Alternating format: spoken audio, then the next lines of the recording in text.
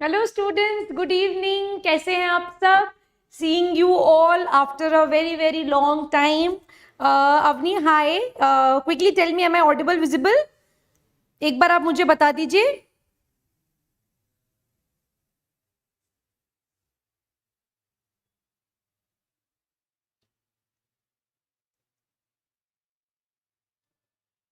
Quickly मुझे बता दो, am I audible, am I visible? फिर अपन पढ़ना स्टार्ट करते हैं।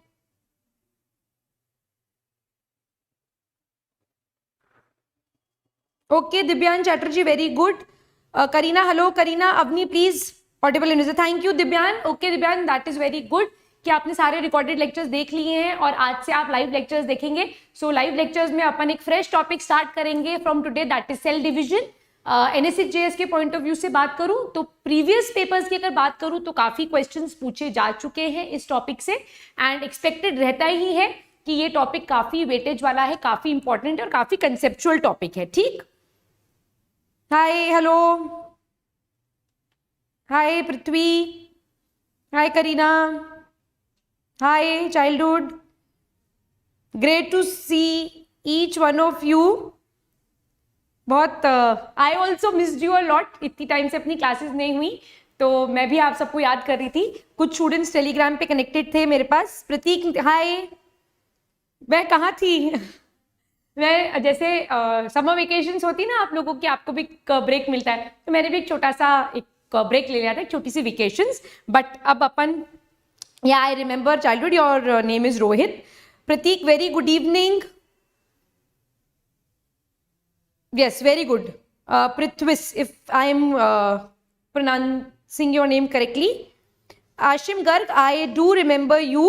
इतने दिन क्लासेस नहीं हुई तो बैकलॉग कवर हो गया। हाँ, ये अच्छा है, बैकलॉग कवर हो गया। गुड, बैकलॉग कवर हो गया, बहुत अच्छी बात है। Ashim, I very well remember you, don't worry, मेरे को सब याद है, सब ठीक है। एंड एक दो स्टूडेंट्स तो मेरे से टेलीग्राम से कनेक्टेड भी थे, तो अच्छी बात है। चलिए, तो अपन पढ़ना स्टार्ट करें। कोई डाउट है, कोई ऐसी चीज जो पढ़ी हो जो नहीं समझ में आई हो, कोई ऐसी टॉपिक जो आपने पढ़ना स्टार्ट कर दिया हो, उससे कोई डाउट है तो you are free to ask. हाँ, definitely Pritika, I will help you. Tell me what is the doubt, what is the confusion. तो मैं आपकी बिल्कुल मदद करूंगी, क्यों नहीं करूंगी। What type of help you need? I will I will definitely send. Now I'm back to the center और मैं definitely I'm working on the questions also. I will definitely send the entire ELP for practice और cell division के भी अपन साथ साथ भी practice करेंगे और मैं आप उसकी भी questions आपको share कर दूंगी, ठीक है। RNA, Pritika, I have already told that RNA के 3 टाइप है, mRNA, rRNA, tRNA. mRNA stands for messenger RNA. I will quickly write it here.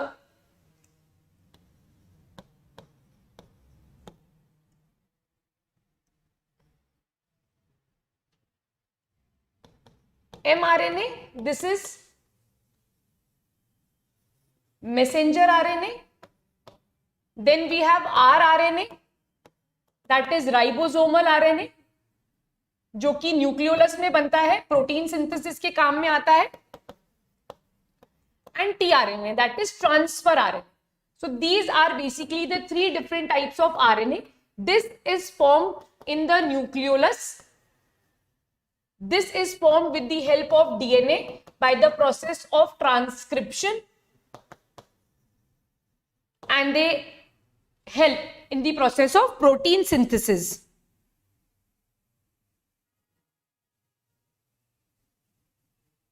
Ketaki Chargaff rule अपन जब डीएनए पढ़ेंगे ना, बायोमोलिक्यूल सब जब स्टार्ट करेंगे तब मैं आपको बताऊंगी, क्योंकि ये एक ऐसा टॉपिक है जिसके लिए आपको डीएनए के स्ट्रैंड समझना इंपॉर्टेंट है। पर आप अभी के लिए ऐसे समझ लो कि जितना ए होगा उतना जी होगा, जितना सी होगा उतना टी होगा, है ना। मतलब प्यूरिन जितने होंगे उतने ही यहाँ पर पायरिमिडीन्स होंगे। इस तरह से आपको इसको याद रखना है, ठीक है। A will pair with T and C will pair with G, ऐसे आप इसको याद रखिए, ठीक है। होम्योस्टैसिस क्या होता है? Homeostasis is maintenance of the internal environment. आपकी बॉडी में जो इंटरनल एनवायरनमेंट है उसको मेंटेन करना इज होम्योस्टैसिस। होम्योस्टैसिस किस तरीके से मेंटेन होगा? जैसे आप सब मेरी बात से रिलेट करेंगे कि जैसे अभी एक्सट्रीम समर्स है ना, बहुत गर्मी है, और अगर आप बाहर धूप में घूमते हो, ठीक, तो आपकी body will try to conserve as much as water is possible, because आप स्वेटिंग कर रहे हो, आपकी बॉडी से स्वेट के फॉर्म में वाटर लॉस हो रहा है, तो आपकी जो किडनी ट्यूब्यूल्स हैं वो बहुत ज्यादा पानी को अब्सॉर्ब करने की कोशिश करेंगी ताकि आपकी बॉडी में वाटर का बैलेंस बना रहे। इसी का रिवर्स जब विंटर्स होती हैं, क्योंकि आपको स्वेट नहीं आता, तो किडनी क्या करती है, किडनी ट्यूब्यूल्स क्या करती है, एक्सेसिव पानी को बॉडी के बाहर भेज देती है। So this maintenance of the right environment in the body is actually called as homeostasis. ठीक है, ठीक है, चले आगे, स्टार्ट करें cell division. Next important topic है सेल डिवीजन। ठीक, अननोन, इसके बाद कौन सा चैप्टर होगा, बताओ कौन सा चैप्टर करें सेल डिवीजन के बाद? जो चैप्टर आप बोलोगे वो चैप्टर स्टार्ट कर देंगे, कोई इशू नहीं है मुझे। Whatever you say, whatever you like, create a poll, poll ले लो, जिसपे मैक्सिमम वोट आएगा वो चैप्टर स्टार्ट कर देंगे, कोई दिक्कत नहीं है। ठीक है, चलिए, क्लियर है होम्योस्टैसिस किसने? Pritika, is it clear to you?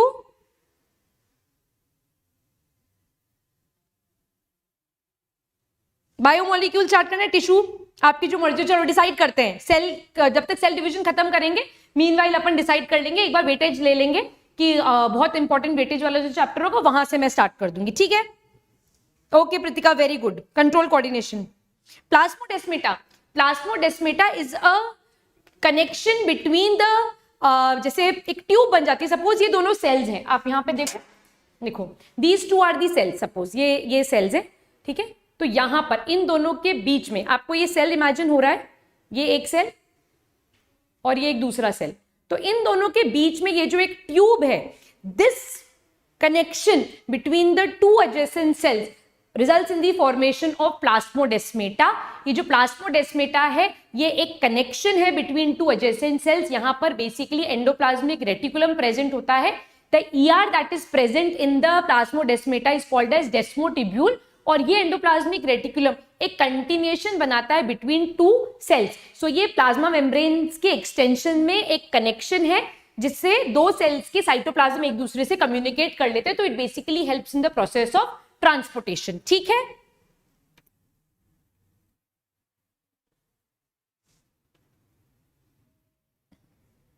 ठीक, कोई डाउट है तो और पूछ लो, फिर मैं चैप्टर स्टार्ट करूंगी।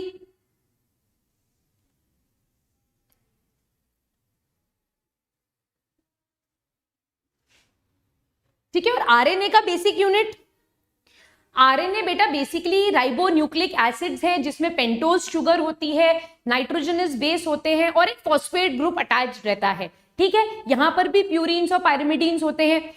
ये इसका बेसिक स्ट्रक्चर है आरएनए का। तो it is basically made up of sugar, it is made up of phosphate and it is made up of nitrogenous base. ठीक, चलिए स्टार्ट करते हैं, बिल्कुल स्टार्ट करते हैं, हिस्ट्री से स्टार्ट करते हैं, इसकी बेसिक इंफॉर्मेशन ले लेते हैं।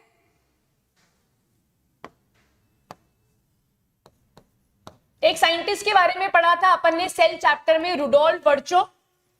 इन्होंने सबसे पहली बार कहा था that each cell arises from pre existing cell. ठीक है, दैट मीन्स सेल डिवीजन का जो बेसिक इंट्रोडक्शन था वो सबसे पहले रुडोल्फ वर्चो ने ही दिया, क्योंकि इन्होंने बोला कि आने वाला नया सेल जो है ये प्रीवियस सेल के डिवीजन से आ रहा है। That means each new cell is coming by the process of division of the previous cell, जिसको आप ओमनिस सेल्यूला, ई सेल्यूला जानते हो, और आप इसी को मॉडर्न सेल थ्योरी बोलते हो, या आप इसको न्यू सेल थ्योरी के नाम से जानते हो। ठीक है, I have given the DPPs, yes. केत की difference between gram negative and gram positive, इसके लिए आप मेरे प्रीवियस लेक्चर्स देख सकते हो, वहां पर मैंने बहुत डिटेल में पढ़ाया है। ग्राम पॉजिटिव बैक्टीरिया वो होता है जो ग्राम स्टेन को रखता है, लूज नहीं करता, और ग्राम नेगेटिव वो होता है अल्कोहल डालने के बाद जो ग्राम स्टेन को खो देता है। ठीक है,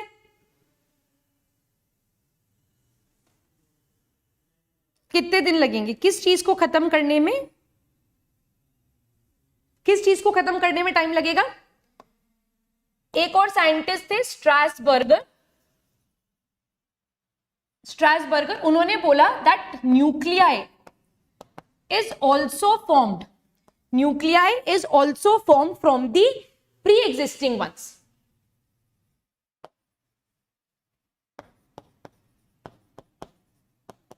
ठीक है, उन्होंने बोला कि न्यूक्लियस सेल तो बनेगा ही बनेगा, ठीक है, पर ऐसा नहीं है कि ये दो नए सेल्स बनने के बाद यहाँ पे दो नए न्यूक्लियस बनेंगे, ये जो न्यूक्लियस है ये भी प्री एग्जिस्टिंग न्यूक्लियस से ही बनेंगे, ऐसा बोला था सबसे पहले स्ट्रासबर्गर ने। ठीक है, जल्दी खत्म हो जाएगा, जल्दी खत्म हो जाएगा, सेल डिवीजन छोटा टॉपिक है, क्विकली फिनिश हो जाता है। ठीक है, पर आपको भी मेरे साथ साथ जल्दी जल्दी करना पड़ेगा। एक साइंटिस्ट थे फ्लेमिंग, इनके बारे में क्वेश्चन कभी पूछा नहीं गया है, फिर भी लिख लेते हैं। Fleming coined the term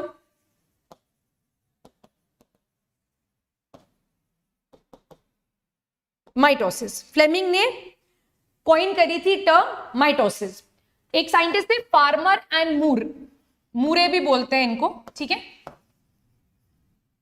coined the term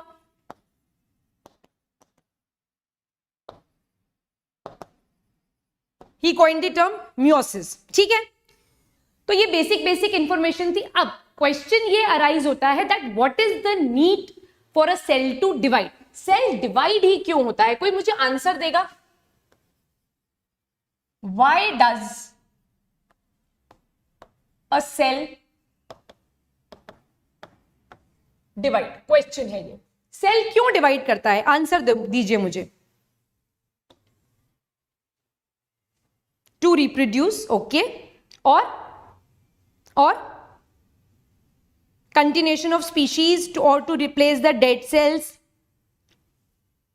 to evolve to produce new cell, new living, very good, ये सारे आंसर्स करेक्ट है, बट वाई, मतलब व्हाट इज द नीड, क्यों एक सेल को नीड आ रही है और वो इमीडिएटली डिवाइड हो जा रहा है, उसका सिंपल बेसिक बायोलॉजिकल टर्म्स में अगर अपन आंसर दे तो इसका आंसर होगा first is called as the karyoplasmic index.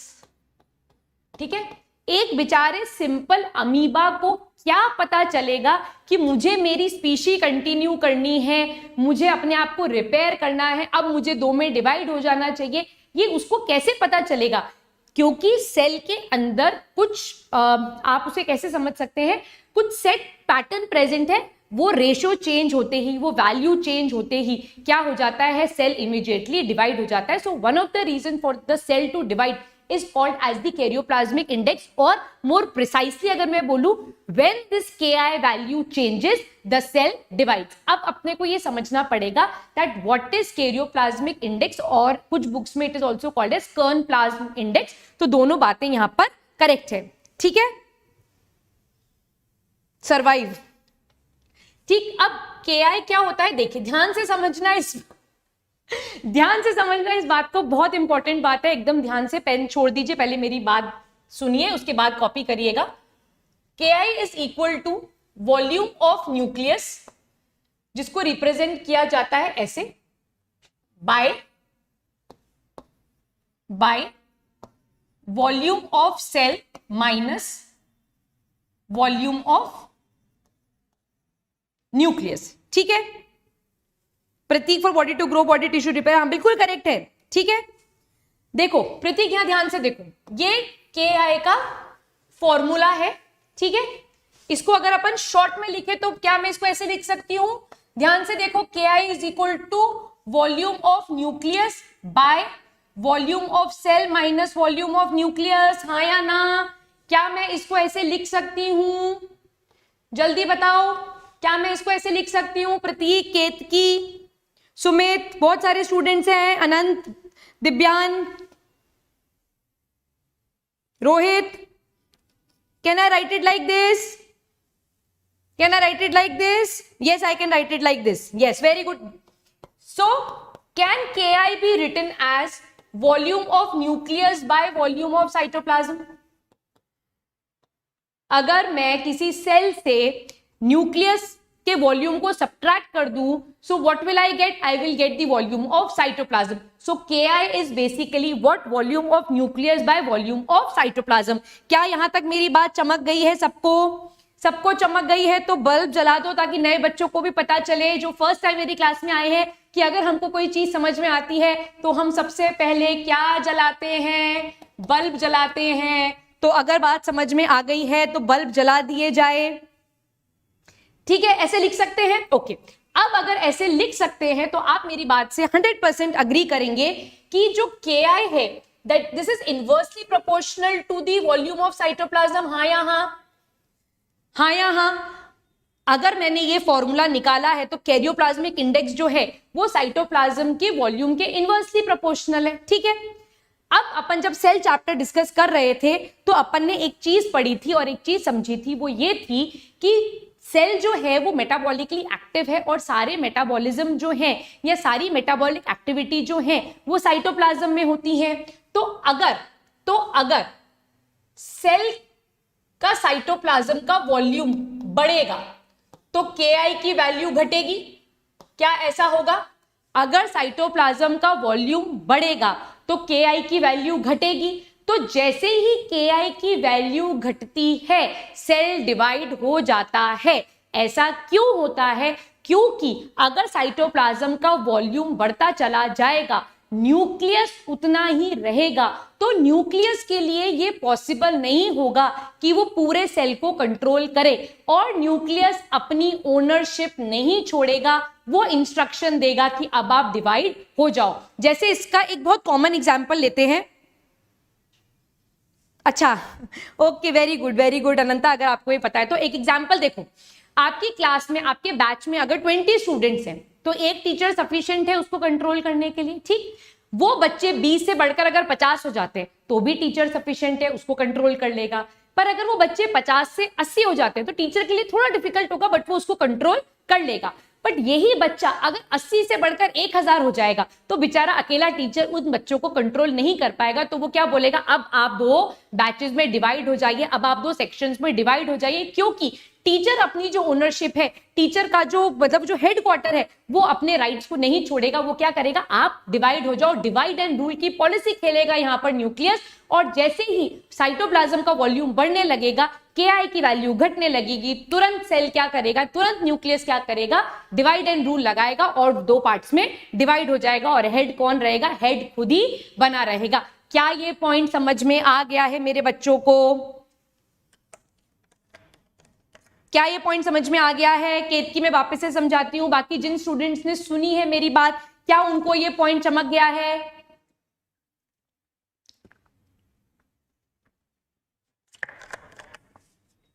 Very good. हाँ, Ki का वैल्यू जैसे ही कम होगा, why does the size of cell increases? Size of the cell is increasing because वहां पर कंटिन्यूअसली मेटाबॉलिज्म होता चला जा रहा है, चीजें नई बन रही हैं, चीजें डिपॉजिट हो रही है, एक्सक्रीटरी वेस्ट आ रहा है, कंटिन्यूअसली वहां पर केमिकल रिएक्शंस हो रहे हैं, तो डेफिनेटली उसका साइज इंक्रीज होगा, इसीलिए वो डिवाइड हो जाएगा। ठीक है, चमक मैम, ठीक, क्लियर है? Divyan, is it clear to you? Pratik, Ketki समझ में आ गया? What I have explained is I am explaining the reason that why a cell decides to divide। वो क्यों डिवाइड हो रहा है, उसके लिए सबसे पहला रीजन है change in the Ki value. So what is Ki value? Ki value is equal to volume of nucleus by volume of cytoplasm. So Ki is inversely proportional to what? It is inversely proportional to volume of cytoplasm। Ideal situations में Ki की value 1 रहती है, पर जैसे जैसे cytoplasm का volume increase होता है, न्यूक्लियस का वॉल्यूम उतना ही है, तो Ki का वैल्यू क्या है? वो ड्रॉप हो जाएगा। जैसे ही Ki का वैल्यू ड्रॉप होएगा, the cell will divide, because cell का साइज बढ़ रहा है, न्यूक्लियस का साइज उतना ही है, तो उतना छोटा न्यूक्लियस पूरे सेल को कंट्रोल नहीं कर सकता, therefore it will divide into 2। ठीक है, ठीक। सुमित क्या बोल रहे हो? Let me check. मैम, तब ऑर्गन और टिश्यू का ग्रोथ भी होगा? बिल्कुल होगा, क्योंकि कुछ सेल्स का काम ही क्या होता है? डिवाइड करना। वो कंटिन्यूसली डिवाइड करते चले जाते हैं, और सेल डिवाइड तभी करेगा जब वो मेटाबॉलिकली एक्टिव होगा। मेटाबॉलिकली जो सेल एक्टिव नहीं होगा, leaving few exceptions that we will discuss, each cell will divide. ठीक, सेल फेजेस बिल्कुल सब कुछ पढ़ेंगे, बिल्कुल सब कुछ पढ़ेंगे।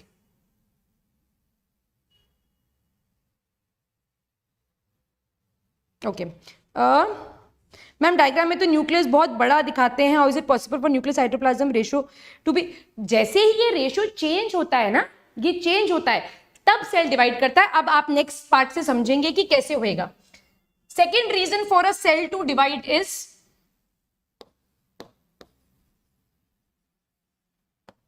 change in surface area is to change in surface area is to volume ratio। ठीक है,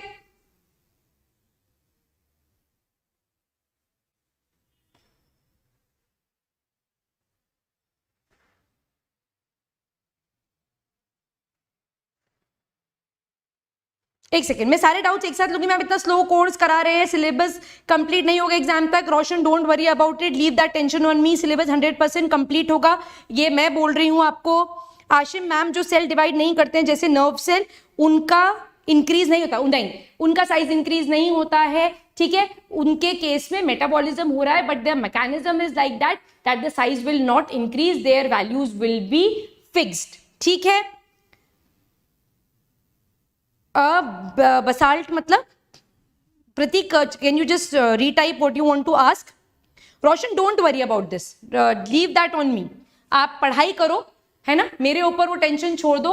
मुझे जैसे ही लगेगा कि सिलेबस धीरे चल रहा है या कुछ ऐसा हो रहा है, I will definitely increase the duration also and I will definitely increase the frequency also. Live नहीं आ पाऊंगी तो रिकॉर्डेड लेक्चर्स डालूंगी, बट कोर्स में आपका पूरा कराऊंगी, डोंट वरी अबाउट दैट, ठीक है। ठीक, चलिए, change in surface area is to volume ratio. अब लेट अस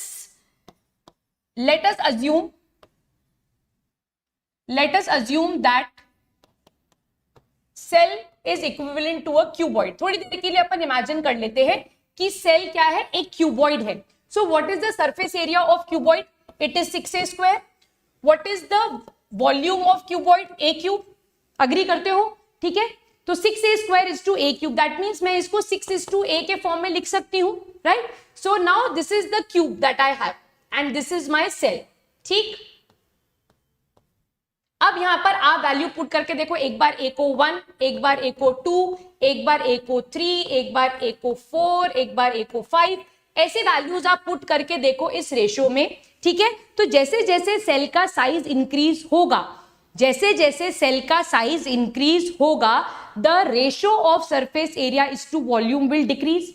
यस और नो? यही होगा, क्योंकि अब मैं यहां पर क्या कर रही हूं, एक बार a को 1 रख रही हूं, फिर एक बार 2 हो गया, 3 हो गया, 4 हो गया। तो जैसे जैसे मेरे सेल का साइज इंक्रीज हो रहा है, the ratio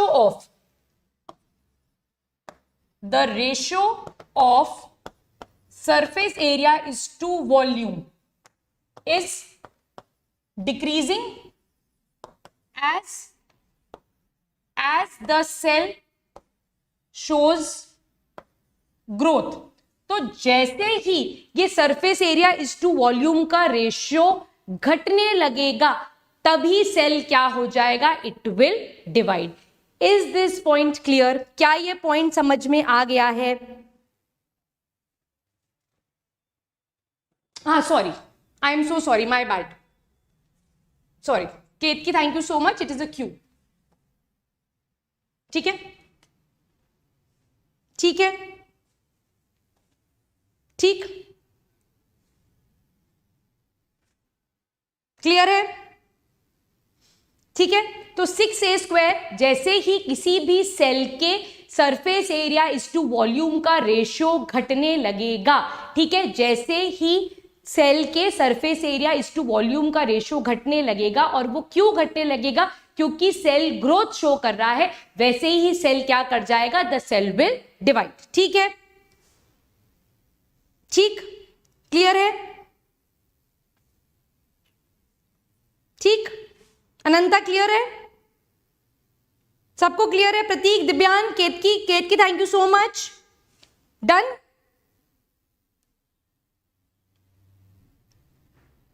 Sumit ma'am, cell को आर्टिफिशियली डिवाइड करा सकते? सेल को आर्टिफिशियली कैसे डिवाइड कराओगे? वैसे आप करा सकते हो उसको आर्टिफिशियल मीडियम के अंदर। इसका बेस्ट एग्जांपल है जितने भी टेस्ट ट्यूब बेबीज होते हैं, है ना, तो उसमें हम क्या करते हैं, गेमीट्स को टेस्ट ट्यूब में फ्यूज करते हैं, वो एक जाइगोट बनता है, और फिर वो जाइगोट डिवाइड करता चला जाता है, और वो एक मॉड्यूलर स्टेज में जब आता है, उसको ब्लास्टुला स्टेज में आएगा, हम तब उसको इम्प्लांट करते हैं। तो आर्टिफिशियल मीडियम में आप डेफिनेटली सेल को डिवाइड करवा सकते हो, ठीक है। Yes, Ketki, I was also talking about the same thing. Good. It's clear? So there are two basic reasons that why does a cell divide. First is the change in the Ki value. Ideal conditions में Ki value 1 है।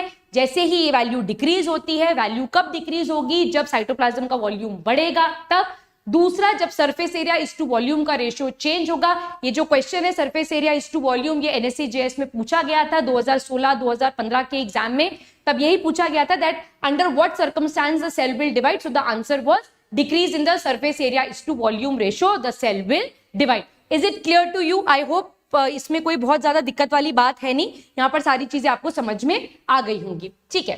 अब जब भी हम cell division पढ़ेंगे, जब जब cell division पढ़ा जाता है, एक बहुत कॉमन टर्म पढ़ी जाती है, that is called as cell cycle. It is called as cell cycle. Now what is the cyclic process? ये मैंने पहले भी डिस्कस किया है। साइक्लिक प्रोसेस वो प्रोसेसेस हैं जिनका इनिशियल पॉइंट और टर्मिनल पॉइंट सेम है। आप उसे कहीं से भी पढ़ना स्टार्ट करो, आप घूम फिरकर उसी पॉइंट पर आ जाओगे। तो ऐसे प्रोसेसेस को हम साइक्लिक प्रोसेसेस बोलते हैं। So the cell also divides by a cyclic process, it undergoes a cyclic process and that cyclic process is called as the cell cycle. यहां तक सारी बातें क्लियर है? Anant, I have already uploaded, I think the Telegram channel has been pinned, आप उसे join कर लेना। वहां पर मैंने ऑलरेडी एक लाइव लेक्चर में बहुत सारे क्वेश्चंस कराए थे, उसका पीडीएफ भी है। मैंने एक ईएलपी शेयर की थी, वो भी है। आप टेलीग्राम चैनल ज्वाइन कर लो। I will ask the admin to resend it to you, ठीक है। हाँ, क्वेश्चंस रिपीट होते हैं अवनी, बिल्कुल रिपीट होते हैं 100%। मैंने बहुत सारे क्वेश्चंस देखे हैं जो रिपीट हुए हैं, ठीक है। Now this cell cycle term was introduced by scientist Howard and Pelk, ठीक है। Now it is a cyclic process by which the cell divides in a controlled and coordinated manner। तो जब जब हम सेल डिवीजन पढ़ेंगे तब तब हम सेल साइकिल के बारे में डिस्कस करेंगे। नाउ आइडियल सिचुएशंस की अगर बात करें, आइडियल सिचुएशंस को देखें, so the duration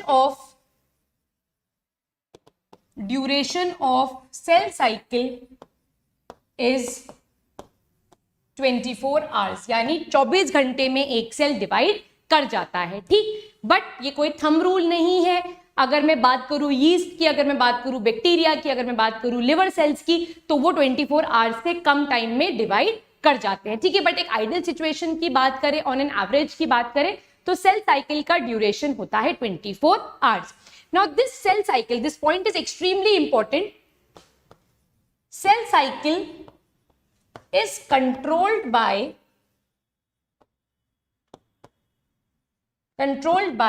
enzymes which is cyclin and cyclin dependent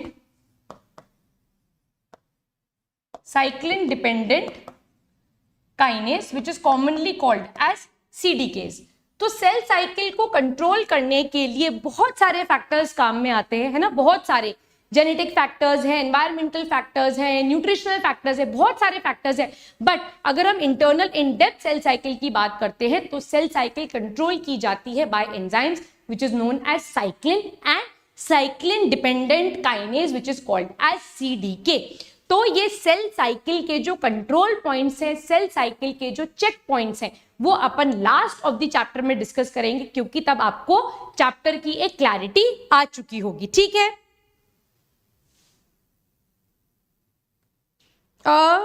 ma'am how to solve Ketki, we will definitely solve all the questions, you don't worry about it. मैं सारे questions आपको solve कराऊंगी once the chapter is done. मैं question जरूर discuss करूंगी, तो वहां पर मैं आपको सॉल्व करना बताऊंगी कि बैक्टीरिया किस तरह से डिवाइड करता है, तो उसका पूरा मैथमेटिकल कैलकुलेशन अपन देखेंगे, ठीक है केतकी। कोई बात नहीं आशिम, अपन सारी चीजें डिस्कस करेंगे, you don't have to worry about it, ठीक। अब बात करते हैं अपन phases of cell cycle.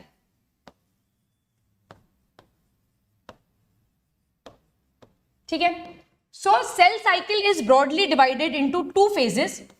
One is called as the interphase, which is also called as the I phase, and the second is called as the M phase. This M phase is also called as dividing phase. So जो हमारा cell cycle का process है ये divided है into two phases, into two parts. One part is called as the interphase और I phase, and the other part is called as the M phase or it is called as the dividing phase. Clear है यहां तक? सुमित कौन सा point repeat करना है मुझे? The cell cycle is divided into two phases, interphase, I phase and the M phase or the dividing phase. I phase is also called as the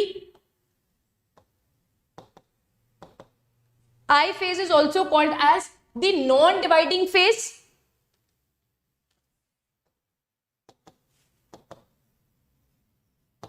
It is also called as the non-dividing phase or it is also called as the preparatory phase. और अगर मैं इसकी duration के बारे में बात करूं, तो ये अराउंड 23 आवर्स का है. तो पूरी सेल साइकिल 24 आवर्स की है, जिसमें से आई फेज, प्रिपरेटरी फेज, जिसमें सेल एक्चुअली में डिवाइड कर भी नहीं रहा है, वो 23 आवर्स का है. एम फेज, डिवाइडिंग फेज, ये वो फेज है जिसमें सेल एक्चुअली डिवाइड करता है. Cell actually divides and the duration of the phase is around 1 hour. और इसका जो ड्यूरेशन है वो कितना है? 1 hour. That means preparation, division के प्रिपरेशन में सेल को 23 घंटा लग रहा है, पर वो डिवाइड कर जा रहा है सिर्फ 1 घंटे में. सोचो कि डिवाइड करने के लिए कितनी मेहनत करी उसने और डिवाइड कर गया वो सिर्फ 1 घंटे के अंदर. एग्जैक्टली मैं हमेशा हर क्लास में ये एग्जाम्पल देती हूं कि हम किसी भी एग्जाम के लिए प्रिपेयर करते हैं पूरा साल भर और एग्जाम निकल जाता है सिर्फ 3 घंटे में. तो एग्जैक्टली वही चीज सेल के साथ हो रही है कि एक्चुअली में डिवाइड करने के लिए सेल कितनी घंटे प्रिपेयर करता है और एक्चुअल डिवीजन का जो प्रोसेस है वो 1 घंटे में निकल जाता है. क्या ये पॉइंट यहां पर क्लियर है? यस दिव्यांग, 24 आवर्स आप ह्यूमंस के लिए भी ले सकते हो. In general ideally cell division का ड्यूरेशन 24 आवर्स ही मानते हैं अपन. ठीक है दिव्यान, हाँ मैंने क्लियर कर दिया Divyan. Sumit, cyclin is produce by the cell itself. ये जो एंजाइम्स हैं ये सेल खुद प्रोड्यूस करता है और अपने आप को चेक करता है और अपने डिवीजन को खुद कंट्रोल करता है. ठीक है,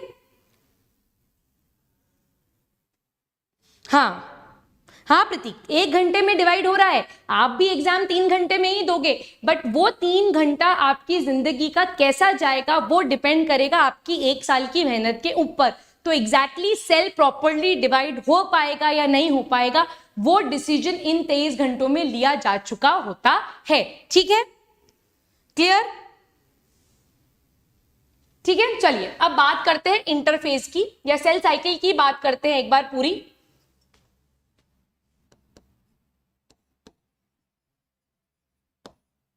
ठीक है, यहां पर एक बार सेल साइकिल बना लेते हैं.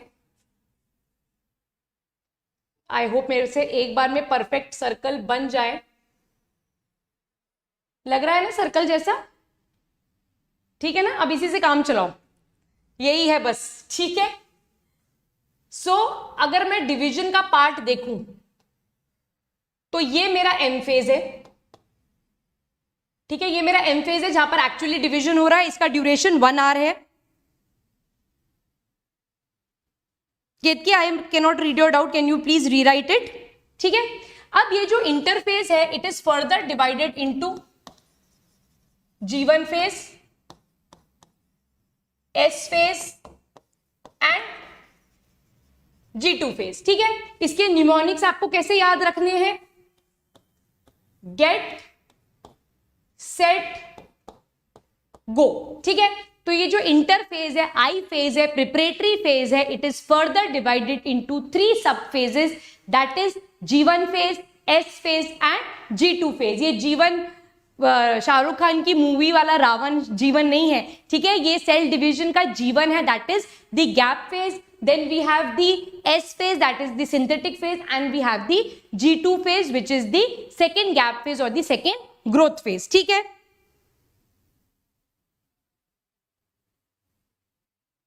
Which enzyme rather than cyclins or CDKs are taken? both है ना, इनके फंक्शंस अलग अलग होते हैं। CDK जो होता है वो फॉस्फोराइलेशन के काम में आता है और साइक्लिन्स जो है वो कैटलेज के जैसे काम करता है। So this we will take in detail, क्योंकि इसके ऊपर स्टेज 1 में तो ऐसे इतने क्वेश्चन नहीं पूछे जाते हैं किट की, बट स्टेज 2 में इसके काफी क्वेश्चंस आते हैं। एंड यू नेवर नो, कभी ग्राफ रिलेटेड कोई क्वेश्चन आ जाए। तो एक बार जब सेल डिवीजन आपको क्लैरिटी से समझ में आ जाएगा, मैं चेक पॉइंट्स प्लस ये जो साइक्लिन्स और सीडीकेज है इनको मैं आपको काफी डिटेल में पढ़ाऊंगी पाथफाइंडर से, ठीक। ऐड आ गया, ऐड आ गया बीच में, अच्छा। मैंने बस इतना बताया कि इंटरफेज जो है it is further divided into G1, S and G2 phase, ठीक है। अब मैं इसको यहां पर ड्रॉ कर रही हूं, आप ध्यान से देखिए। सो M फेज के बाद जो फेज है, इस तरह से आप इसको ड्रॉ कर लीजिए। So this is my G1 phase, this is my S phase and this is my G2 phase, right. So यहां से लेकर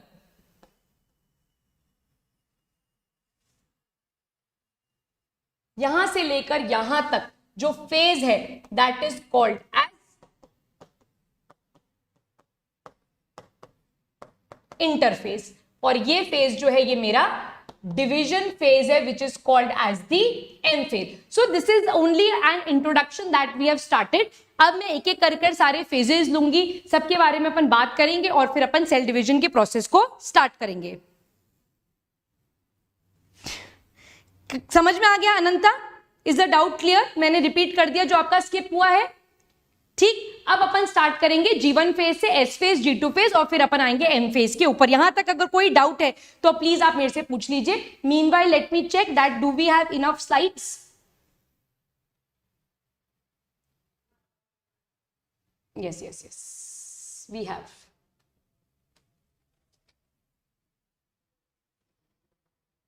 चमक गया? Okay okay, very good. चलो अब अपन स्टार्ट करते हैं G1 फेज से। G1 फेज, पहले यहां पे नोट्स बना लेते हैं और फिर डायग्राम में भी जो जो चीजें इंपॉर्टेंट होगी वहां पर अपन इसको नोट डाउन कर देंगे। बुक का नेम पाथफाइंडर है। Yes, pathfinder is a very good book, ठीक है। I have also come across, मैंने पढ़ रखी है बीच बीच में, मैंने कंप्लीट पाथफाइंडर नहीं पढ़ रखी है students, but I am reading it now completely with clarity. तो Pathfinder is a very good book, बहुत अच्छी लगी मुझे, है ना। आई एम नोट्स तो मैं आपको ट्रूबेन कैम्बल से दे ही रही हूँ, एनसीईआरटी से दे ही रही हूँ, बट साथ साथ में we will include pathfinder also now. Okay, now G1 phase. इस डायग्राम को देखकर क्या मैं ये लिख सकती हूँ that G1 is the longest phase of interphase? लिख सकती हूँ ना मैं? सो नोट्स बनाएंगे अच्छे से। लॉन्गेस्ट फेज ऑफ इंटरफेस, ठीक है। ड्यूरेशन इज अराउंड 12 आवर्स, ठीक है। इसका ड्यूरेशन है लगभग 12 घंटे, ठीक। अब यहां पर एक इंपॉर्टेंट बात आपको समझनी होगी कि इनिशियली जब सेल डिवीजन के बारे में पढ़ना स्टार्ट हुआ, डिस्कशन स्टार्ट हुए, जब लोगों को ये समझ में आया कि हाँ एक्चुअली सेल एक साइक्लिक प्रोसेस से डिवाइड कर रहा है, तो उन्होंने इंटरफेज को एक इनएक्टिव स्टेट माना। उन्होंने बोला इन इंटरफेज जो है ये बहुत ही एक साइलेंट फेज है, मेटाबॉलिकली यहाँ पर कोई काम नहीं हो रहा है, जो काम हो रहा है वो सिर्फ M फेज में हो रहा है। But later this point was nullified, इससे साइंटिस्ट ने डिसएग्री किया और वो इस कंक्लूजन पे आए कि इंटरफेज एक ऐसा फेज है जो मेटाबॉलिकली सबसे ज्यादा एक्टिव है, बट जो मेटाबॉलिक एक्टिविटीज हैं वो बहुत ज्यादा माइक्रोस्कोप में क्लियरली विजिबल नहीं है। बट हम ये नहीं बोल सकते कि इंटरफेस में मेटाबॉलिज्म नहीं हो रहा है. So interphase is a phase which is metabolically very active. बहुत सारी एक्टिव चीजें जो हैं वो इंटरफेज के ड्यूरेशन में ही हो रही हैं. फिर बाद में ये देखा गया कि G1 में अलग काम हो रहा है, S में अलग काम हो रहा है और G2 फेज में एक अलग काम हो रहा है. अब हम जो सेल डिवीजन पढ़ रहे हैं वो बहुत ही रिफाइंड वर्जन है. आप पुरानी बुक्स उठा के देखोगे तो आपको मतलब you will come across many points जो आज की डेट पर हम नहीं मानते हैं. तो हम इस पॉइंट पर अग्री करेंगे, आप और मैं कॉमन पेज पर रहेंगे कि इंटरफेज जो है वो मेटाबॉलिकली एक्टिव फेज है. सबसे ज्यादा मेटाबॉलिक एक्टिविटीज जो हो रही हैं वो इसी फेज के अंदर हो रही हैं. क्लियर है? Noted. Okay. Avni, reference book that we need or should buy. See, Avni, I will highly, strongly recommend कि आप ऑनलाइन कैम्बल अगर आप पढ़ सकते हैं तो that is the best book. Truman is a very good book that you can refer. But ये सारी बुक्स को पढ़ने से पहले आपको NCERT पढ़नी मस्ट है. ठीक है? Study Galaxy. हेलो प्रतीक, चमक गया? Okay. Duration is 12 hours. Now what all happens in the G1 phase is because the cell is metabolically active. तो सेल जब भी मेटाबॉलिकली एक्टिव होगा वो क्या सिंथेसाइज करेगा? Protein is synthesised. तो यहां पर प्रोटीन का सिंथेसिस होगा, यहां पर एटीपी का सिंथेसिस होगा. Cell would increase in size, या फिर आप लिख सकते हो कि सेल की यहां पर ग्रोथ होगी. ठीक है? ठीक. यहां पर आरएनए इज सिंथेसाइज. डेफिनेटली अगर प्रोटीन सिंथेसाइज हो रहे हैं तो आरएनए का भी सिंथेसिस यहां पर होगा. तो ये सारी चीजें हैं जो आपके G1 फेज के अंदर होगी.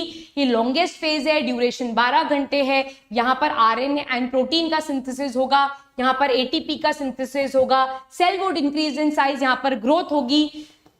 Nucleus would not show any visible increase in size. मतलब न्यूक्लियस का जो साइज है वो ऑलमोस्ट सेम रहेगा. सेल ग्रोथ करेगा तो यहां पर ये चीज डिसाइड हो जाएगी कि KI इंडेक्स जो है वो चेंज होगा. यहां पर सरफेस एरिया टू वॉल्यूम का रेशियो चेंज होगा and the cell would plan to divide. यहां तक अगर बात समझ में आ गई है तो मैं आपको बहुत इंपॉर्टेंट बात यहां पर एक और समझाऊंगी which is very very important. पर क्या यहां तक आपको सारी चीजें क्लियर हैं?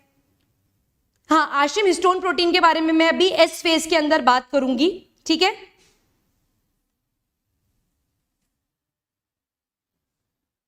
यहां तक समझ में आ गया सबको?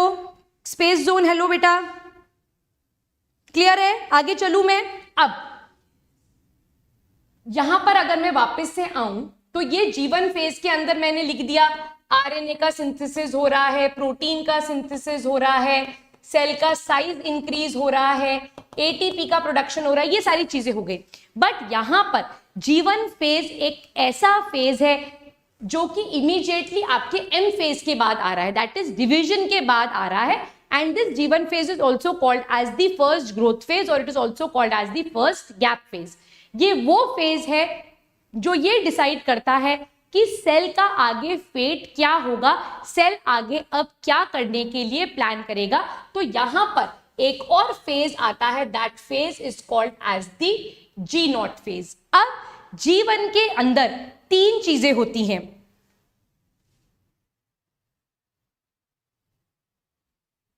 बेटा आरएनए न्यूक्लियस में बनता जरूर है ना?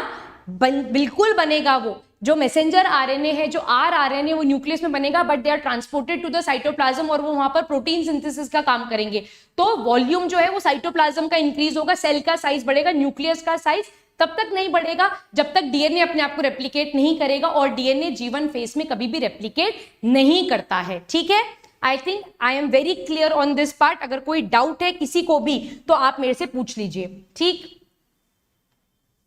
ठीक. अब G0 फेज को समझेंगे. G1 फेज अगर समझ में आ गया है तो अब G1 के अंदर जो है, G1 फेज के अंदर सेल के पास तीन ऑप्शंस प्रेजेंट होते हैं, तीनों चीजों को अब अपन यहां पर डिटेल में देखेंगे। ठीक, अब तीन सिचुएशंस क्या आई सेल के पास। पहला कि G1 से वो S में जाएगा, इट विल डिवाइड। सेल जो है वो M से G1 में आया, G1 में उसने एक्टिव मेटाबॉलिज्म करा, उसको अब डिवाइड करना है, उसका फेट डिवीजन करना है, तो वो G1 से S में चला जाएगा and it will then divide और it will enter into the cell cycle. क्या ये फर्स्ट पॉइंट क्लियर है सबको? अवनी क्लियर है, दिव्यांग क्लियर है, वेरी गुड, यहां तक समझ में आ गया। नेक्स्ट चीज जो सेल के पास होगी, it will enter G0 phase as the cell loses the capacity to divide, and it will exit the cell cycle. अब कुछ सेल्स ऐसे होते हैं जिनके पास डिवीजन कैपेसिटी होती ही नहीं है। डिवीजन कैपेसिटी नहीं होती है, जैसे कि हमारा नर्व सेल हो गया, कार्डिक सेल्स हो गए, हमारे स्केलेटल मसल सेल्स हो गए। कुछ ऐसे सेल्स हैं जो अपनी डिवीजन कैपेसिटी को कंप्लीटली लूज कर चुके हैं, ये सेल अब कभी डिवाइड नहीं करेंगे, तो ये परमानेंटली G0 में चले जाते हैं और सेल साइकिल को एग्जिट कर देते हैं। और जब तक अपना जीवन यापन करते हैं, जब तक ये रहते हैं, तब तक ये G0 फेज में ही अटके रहेंगे। तो ऐसे सेल्स जो हैं ये G0 फेज में अंदर चले गए हैं, this is called as arrested cell cycle. ये सेल साइकिल में कभी नहीं जाएंगे और कंप्लीटली G0 के अंदर ही रहेंगे। तो G1 में जैसे ही M से सेल आया, वो G1 में गया, अब उसको डिवाइड नहीं करना है, तो वो परमानेंटली किस में अटक जाएगा? वो परमानेंटली G0 में ही रहेगा। देवर इनिशियली फॉर्म, अपना जब एम्ब्रियो का फॉर्मेशन हुआ है, जब हमारी जर्म लेयर्स बनी है, हमारे पास 3 जर्म लेयर्स होती हैं, एक्टोडर्म, मेसोडर्म एंड एंडोडर्म। इन तीनों जर्म लेयर से डिफरेंट बॉडी ऑर्गन्स बने। जैसे कनेक्टिव टिश्यू जो है वो हमारा कंप्लीटली मेसोडर्म ओरिजिनेटेड है, हमारी जो नर्व सेल्स है वो कंप्लीटली एक्टोडर्म है, तो वहां से ये सेल्स बन गए। ठीक है, ये सेल्स अपना साइज इंक्रीज करते हैं but they will never divide. So जितने बन गए उतने बन गए by birth, they will never increase the number. Yes, they can increase its size. This is clear, Ashim? Clear? ठीक है ना? डाउट क्लियर होना चाहिए। ट्रिप्लोप्लास्टिक है,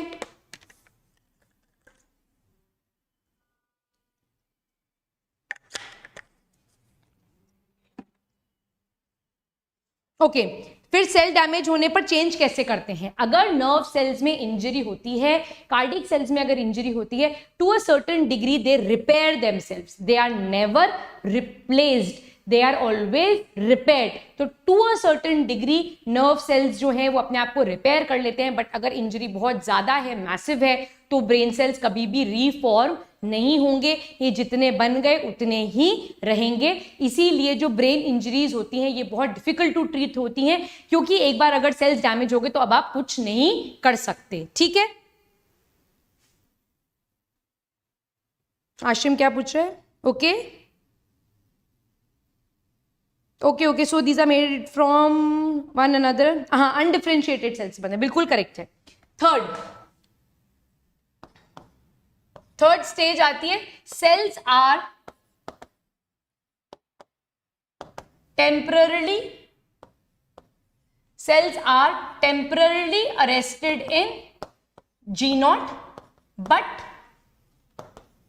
कैन डिवाइड। ठीक है, अब कुछ सेल्स ऐसे हैं जिनके पास डिवीजन कैपेसिटी है, but due to certain reasons, due to certain environmental factors, due to certain deficiencies, या उनको रॉ मटेरियल जो चाहिए डिवाइड करने के लिए वो प्रॉपरली नहीं मिल रहा है, तो वो टेम्पररली G0 में अटक जाते हैं, बट जैसे ही सिचुएशंस राइट आएंगी they will enter into the cell cycle. तो M से जैसे ही हम जीवन में आते हैं या अगर आप सेल साइकिल को जीवन से स्टार्ट कर रहे हो तो ऐसा कोई सेल जो मेटाबॉलिकली काफी एक्टिव है उसको डिवाइड ही करना है, जैसे हमारे स्टेम सेल्स है या प्लांट्स के केस में मेरिस्टेमेटिक सेल्स है, ये हमेशा एक एक्टिव डिवीजन शो करेंगे, तो ये जीवन से एस में जाएंगे और डिवीजन शो करेंगे। बट कुछ सेल्स ऐसे होते हैं जिनका काम डिवीजन नहीं होता, अब उन्हें डिवाइड नहीं करना है, वो जितने हैं उतने ही रहेंगे, जैसे हैं वैसे ही रहेंगे। सो दे एग्जिट द सेल साइकिल, वो सेल साइकिल को छोड़ देते हैं और वो टेम्पररीली, वो परमानेंटली अरेस्ट हो जाते हैं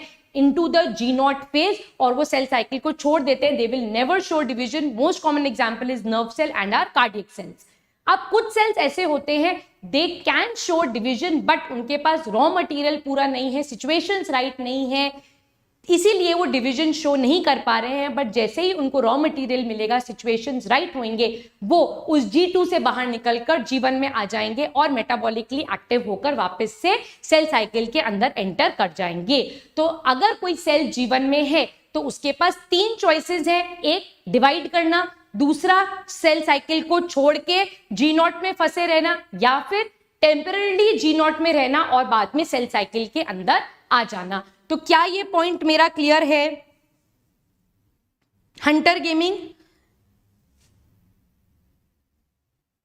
अच्छा नरूतो मैं बताती हूं। हंटर आपको क्या समझ नहीं आया आप मुझे बताओ, मैं रिपीट कर दूंगी। ओके एक second, Anand ma'am like permanent, very good. Permanent tissue, कुछ परमानेंट टिश्यू ठीक है जब वो डिफरेंशिएट हो जाते हैं, एक काम को करने लग जाते हैं, तो till the time they are not entering the process of the differentiation, वो तब तक G0 में ही अटके रहेंगे। पर जैसे ही सिचुएशंस आएंगी वो वापस से जब अपना डिवीजन शो करेंगे, they will enter into the cell cycle. Very good Ananta, very good, clear हो गया अनीश को? Okay Ketki, I am coming on to it. Naruto मुझसे क्वेश्चन पूछ रहा है, ma'am can you please repeat what happens if any nerve cell gets damage. Okay, अगर कोई भी डैमेज होता है ना, so there are various degrees of damage, there is 1 degree damage, 2 degree damage, 3 degree damage. To a certain level minor injury अगर हो रही है तो बॉडी उसे खुद रिपेयर कर लेती है, नर्व सेल खुद रिपेयर हो जाएगा। बट अगर डैमेज इंजरी बहुत मैसिव है, इररिपेयरेबल है, तो बॉडी उसे ठीक नहीं कर पाएगी, क्योंकि बॉडी एक सर्टेन लिमिट तक ही चीजों को रिपेयर कर सकती है। जैसे मैं आपको एक एग्जांपल देती हूँ, आप खेलते खेलते सब गिरे होंगे, किसी के एल्बो पे, किसी के नी पर 100% चोट लगी होगी।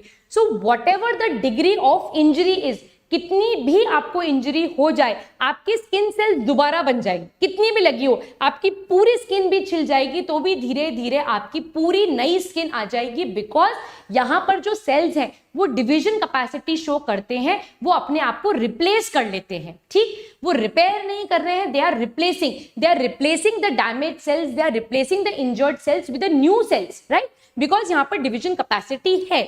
बट नर्व सेल्स के साथ ऐसी लग्जरी नहीं है, वो अपने आप को रिपेयर कर सकते हैं, वो अपने आप को रिप्लेस नहीं कर सकते। तो अगर इंजरी इतनी मैसिव है, अगर डैमेज इतना ज्यादा हो गया है कि बॉडी उसे हील नहीं कर सकती है, तो फिर वो इंजरी जो है वो परमानेंट हो जाएगी। इसीलिए ब्रेन इंजरी या नर्व रिलेटेड चीजें जो होती हैं, they are very difficult to treat, because nerves can not या nerve cells can not replace itself. ठीक है,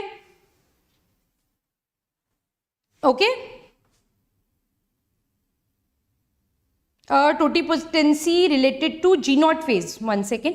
टोटिपोटेंसी एक ऐसा सिचुएशन है जिसमें सेल्स कंटिन्यूसली डिवाइड होते रहते हैं। So when a cell is continuously dividing, it is actively present in G1 and entering into the S phase. Same is with totipotent cells, same is with pluripotent cells. Okay, Abhay Singh Rajput, you are a new student, so welcome to the class.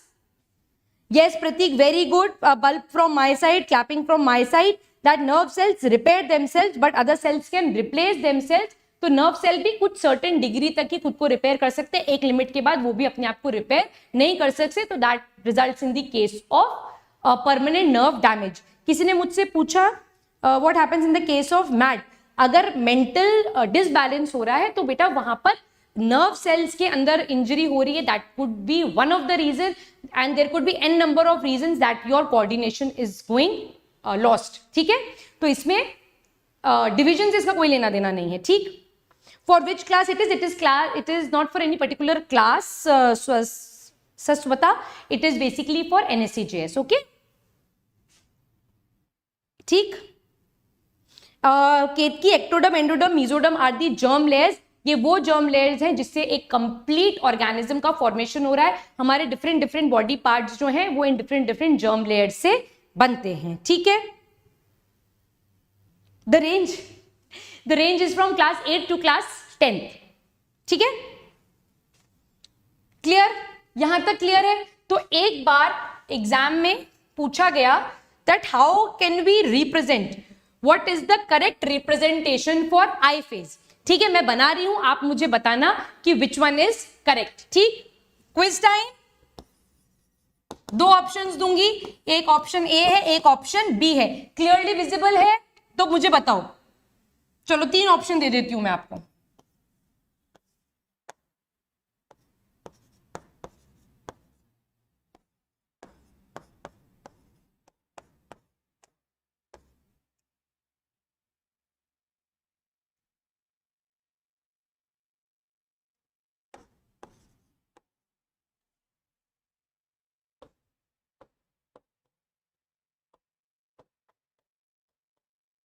चलो बताओ मुझे, A answer होगा, B होगा या C होगा? तो question is what is the correct representation for I phase, what is the correct representation for interphase? बताइए। Not visible?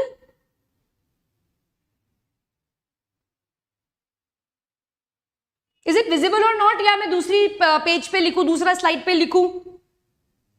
Okay, स्वस्था का आंसर आया है बी, अनंता का आंसर आया है B, A, Divyansh C, Avni का डाउट है ma'am nerve cells do not divide as they do not have chromosome. No no no no no, they have chromosomes, they have nucleus, they have chromosome, the only problem is that they do not have centriole. ठीक है, B be visible. Okay, answer दो सब। Ma'am which chapter shall I read it in Campbell? It is under the name of cell division only, cell के जज्बादी है।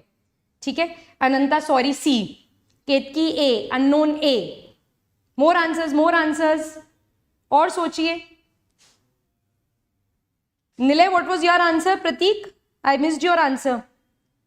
Pratik has not given the answer. Pratik, Nilay, I need your answer. A. चलिए, तो A तो rule out कर देते। A answer नहीं है, A is not the correct answer. A is not the answer. The right answer is C. The right answer is C. How will you represent interface? It is the G0. It may enter into the G1. G1 may enter back into G0. Then it is followed by S and then it is followed by G2 phase. So the right answer is option C. Ashim, C. Ma'am, C. Very good. Huh? Ashim, you said A first. Now you are saying it as C. Pratik, A answer नहीं है. Pratik, answer A is wrong. Deepshika, answer C is absolutely correct. Very good. जिसने answer C दिया है very good, जिसने answer A दिया है एक बार वापस से सोचो, आपको 100% समझ में आएगा, मुझे पूरा कॉन्फिडेंस है। Anant, you also told C, you are the, हाँ आपने इनिशियली सी आंसर बोल दिया था, very good. Is it clear to everybody? Clear है ये point? Ananta, clap for yourself, everybody clap for yourself. जिसने राइट आंसर दिया है सब हार्ट बना दे, जिसने गलत आंसर दिया है वो एक स्माइली बना दे कि हम नेक्स्ट टाइम से सही करेंगे। ठीक है, अच्छा आपने देखा ही नहीं सी, कोई बात नहीं। जिसने राइट आंसर दिया है सब हार्ट बना दे, जिसने गलत आंसर दिया है वो स्माइली बना दे। ठीक है, और जिसने आंसर दिया ही नहीं है वो आंसर सोचें। ठीक है, समझ आ गया ना Prateek? Very good, very good, very good, very good. चले आगे, चलिए अब अपन बात करते हैं एस फेज की। Very important phase, S phase, very important.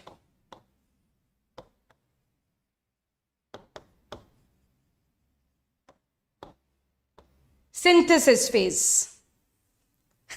First wrong then right.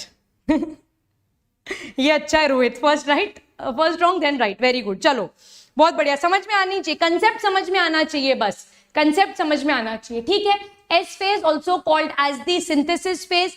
ये वो फेज है जहां पर डीएनए अपने आप को डुप्लीकेट करता है, इसीलिए इसको एस फेज बोला जाता है। अब यहां पर मैं लिख देती हूं पहले ये पॉइंट,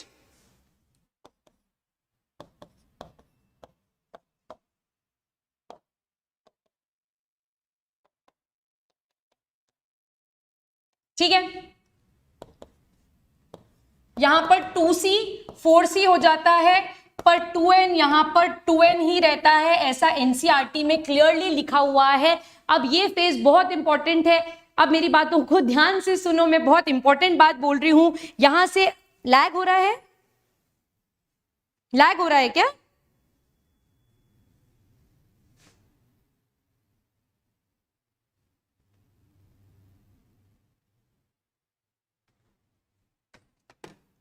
नो लैग, ओके। अब यहां पर मेरी बात ध्यान से सुनो, बहुत इंपॉर्टेंट कंसेप्ट है। अगर एस फेज समझ में आ गया, मैं जो अब अगले 10 मिनट तक आपको बात समझाऊंगी, अगर ये आपको बात सारी समझ में आ गई तो सेल डिवीजन यूं हो जाएगा। बट अगर आप मेरी बात पर आज यहीं अटक गए, ये बात आपको क्लियर नहीं हुई, तो सेल डिवीजन बहुत घुमाएगा, बहुत ज्यादा घुमाएगा, ट्रस्ट मी।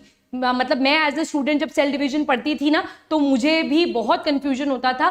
तो इसीलिए मैं बिल्कुल आपको बेस से ये चीज समझाऊंगी, बस मेरे साथ साथ आपको समझते जाना है। जहां समझ नहीं आए वहीं पर रोककर आपको मुझसे डाउट पूछना है, डाउट को अपन क्लियर करेंगे। बस आप ये इंश्योर करो कि नेक्स्ट 10 मिनट्स तक आप मेरी बात को ध्यान से सुन रहे हो और इससे रिलेटेड ही आप मेरे से डाउट पूछ रहे हो, ताकि अपना जो कंसंट्रेशन है वो ब्रेक ना हो। ठीक है, ठीक, चलो। तो यहां पर डीएनए अपने आप को डुप्लीकेट करता है, 2C जो है वो 4C हो जाता है, पर 2N है वो N ही रहता है। यहां पर C रिप्रेजेंट्स कर रहा है आपका क्रोमैटिड नंबर, या आप बोल सकते हो डीएनए का नंबर, और यहां पर N जो है वो रिप्रेजेंट कर रहा है आपका क्रोमोसोम का नंबर। ठीक है, अब यहां पर एनसीईआरटी खेल गई है बच्चों के साथ। एनसीईआरटी क्यों खेल गई है? क्योंकि एनसीईआरटी आपको ये नहीं बताती यहां पर कि वो यहां पर एक डिप्लॉयड सेल को लेकर चल रही है, इसीलिए बच्चों की सारी कैलकुलेशन यहां पर खराब हो जाती है। अब मैं अज्यूम करके चलूं कि आपको हैप्लॉइड और डिप्लॉयड के बीच का मतलब या बीच का अंतर जो है वो मालूम है। जिसको नहीं पता है वो मेरी बात सुनो। हैप्लॉइड सेल्स वो सेल्स होते हैं जिनके पास अनपेयर्ड क्रोमोसोम्स प्रेजेंट है, इनके पास अनपेयर्ड क्रोमोसोम्स प्रेजेंट होते हैं। वेराज डिप्लॉयड सेल्स वो होते हैं जिनके पास पेयर्ड क्रोमोसोम्स प्रेजेंट है। यहां पर पेयर्ड क्रोमोसोम्स प्रेजेंट है, तो यहां पर ऐसे सिंगल सिंगल क्रोमोसोम्स प्रेजेंट होते हैं, वो पेयर में प्रेजेंट नहीं होते। तो अगर मैं हैप्लॉइड को रिप्रेजेंट करूं तो I will represent it as N, I will represent the chromatid number as C, right. But अगर मैं डिप्लॉयड की बात कर रही हूं तो I will represent it as 2N, I will represent it as 2C। तो अगर मैं एस फेज की बात करूं इन अ हैप्लॉइड सेल, अगर मैं एस फेज की बात करूं इन अ हैप्लॉइड सेल, तो यहां पर C जो है वो क्या हो जाएगा 2C, और N जो है वो कितना रहेगा N ही रहेगा। बट अगर मैं डिप्लॉयड की बात करूं तो 2N रहेगा 2N, और 2C यहां पर हो जाएगा 4C। तो यहां पर कैलकुलेशंस जब भी होंगी तो आपको ये देखना पड़ेगा कि हैप्लॉइड कंडीशन की बात हो रही है या डिप्लॉयड कंडीशन की बात यहां पर हो रही है। ये बात समझ में आई? यस। हैप्लॉइड मींस 2 सेल नहीं होता है केतकी। हैप्लॉइड का मतलब होता है एक सेल के न्यूक्लियस के अंदर जो क्रोमोसोम्स हैं वो पेयर्ड हैं या अनपेयर्ड हैं। जैसे मैं एक बहुत कॉमन एग्जांपल आपको देती हूं, अगर मैं बात करूं आपसे आपके बॉडी सेल्स की, सो वी हैव 46 क्रोमोसोम्स और we have 23 pairs of chromosomes. तो जैसे ही मैंने पेयर वर्ड डाल दिया, दैट मीन्स हम कैसे हो गए, हम डिप्लॉयड कंडीशन में हो गए। यही मैं आपसे बात करूं कि how many chromosomes are present in sperm, so there are 23 chromosomes, तो वो कैसा हो जाएगा, वो वहां पर इमीडिएटली हैप्लॉइड हो जाएगा। तो हैप्लॉइड का मतलब है अनपेयर्ड क्रोमोसोम्स और डिप्लॉयड का मतलब होता है पेयर्ड क्रोमोसोम्स। क्लियर है?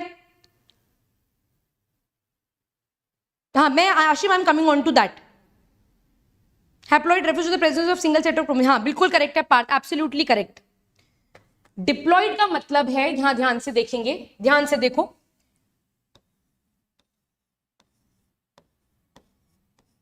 this is one pair of chromosome, this is one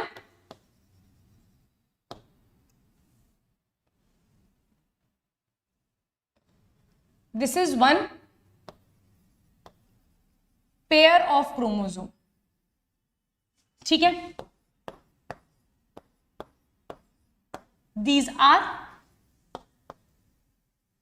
unpaired chromosomes. अगर पेयर क्रोमोसोम है so this is called as diploid, unpaired chromosomes है so this is called as haploid. ठीक है, डिप्लॉइड का सबसे common example है presence of 23 pairs of chromosomes in human body. Haploid का सबसे बेस्ट एग्जांपल है हमारे गैमीट्स, जैसे कि ओवा या स्पर्म। ओवा में 23 क्रोमोसोम्स है, स्पर्म में भी 23 क्रोमोसोम्स है, पेयर्ड नहीं है, तो वो सेल्स कैसे हो जाएंगे? हैप्लॉइड। और जितने भी ऐसे सेल्स जिसमें क्रोमोसोम्स पेयर्ड प्रेजेंट है वो कैसे हो जाएगा? That is referred to as diploid. ठीक है, ठीक, क्लियर है यहां तक? यहां तक समझ में आ गया? अब अपन बात करेंगे कि किस तरह से जो C है वो 2C हो रहा है और N जो है वो 2N हो रहा है। मैं हैप्लॉइड कंडीशंस में समझाऊंगी, फिर आपको उसे मैं डिप्लॉइड कंडीशन तक ले जाऊंगी। ठीक है, ये पार्ट सबसे इंपॉर्टेंट है कि S फेज के अंदर किस तरह से डीएनए मटेरियल सिंथेसाइज हो रहा है, किस तरीके से C तो जो है वो डबल हो रहा है और जो क्रोमोसोम का नंबर है वो सेम हो रहा है। इसके लिए कुछ गोल्डन रूल्स भी बताऊंगी, तो मेरे हिसाब से आपकी जो चीज है वो एब्सोल्युटली क्लियर हो जाएगी। तो आज के जो बचे हुए लास्ट के 15-20 मिनट्स है ये काफी इंपॉर्टेंट है, तो आप मेरी बात ध्यान से सुनना। ठीक है, भले ही लिखना छोड़ दो पर मेरी बात आप ध्यान से सुनो। मैम आपकी MWF पर क्लास हो सकती है। लेटेस्ट थी, अभी तो TTS में ही चलेगी, बट मैं फ्रीक्वेंसी इंक्रीज कर दूंगी। ठीक है, डोंट वरी अबाउट इट। ध्यान से देखिए, अब इधर आ जाओ। मैं हैप्लॉइड कंडीशन लेकर चल रही हूं बच्चों। ठीक है, मैं बार बार बोल रही हूं मैं हैप्लॉइड कंडीशन लेकर चल रही हूं। तो यहां पर मेरे पास कितने क्रोमोसोम्स हैं? टोटल कितने क्रोमोसोम्स हैं? मेरे पास 2 क्रोमोसोम्स हैं। मेरे पास यहां पर कितनी क्रोमैटिड है? 2 क्रोमैटिड हैं। क्या ये बात समझ में आई है?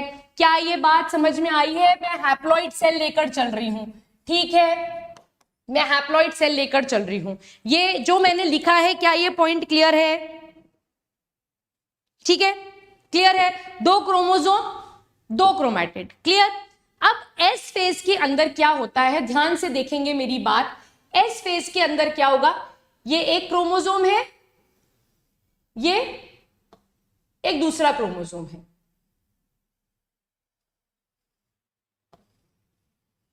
This is happening. So what has happened in the S phase? What has happened in the S phase is that a sister chromatid is formed. Now what is a sister chromatid? Chromatid word हटा दो, सिर्फ sister पे concentrate करो। Sister आप किसे बोलोगे? Sister आप उसे बोलोगे जिसका ओरिजिनेशन पॉइंट सेम होगा, जिसका ओरिजिनेशन पॉइंट सेम होगा। तो अगर इस क्रोमैटिड से एक और क्रोमैटिड आ गई, इस क्रोमैटिड से अगर एक और क्रोमैटिड आ गई, तो क्या ये आपस में बहनें नहीं हुई? इनका ओरिजिनेशन पॉइंट सेम है, तो ये क्या हुई? Sister chromatid. इस क्रोमैटिड से ये एक और क्रोमैटिड आ गई, तो ये क्या हो गई? यहां पर सिस्टर क्रोमैटिड हो गई। क्या ये बात समझ में आई है बच्चों? प्लीज, ये बहुत इंपॉर्टेंट है। क्या ये समझ में आया है आपको? ठीक है, same set, very good, very good. किसने आंसर किया है ये? दिव्यान, वेरी गुड, क्लैप करो दिव्यान के लिए, बहुत बढ़िया कंसेप्ट इसने बता दिया। अब यहां पर अब मैं अगर क्रोमोसोम नंबर को देखूं, यहां ध्यान से देखो, अगर मैं यहां पर क्रोमोसोम नंबर को देखूं, so how many chromosomes do I have now? So this is 1 chromosome, this is 2nd chromosome. I have 2 chromosomes, but how many chromatid I have now?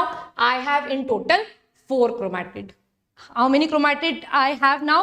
I have 4 chromatid. So the chromosome number is same, but the chromatid number is doubling itself. So this is what is happening during the S phase. और इसके लिए एक simple golden rule मैं आपको बता रही हूं, मेरी बात बहुत ध्यान से सुनो।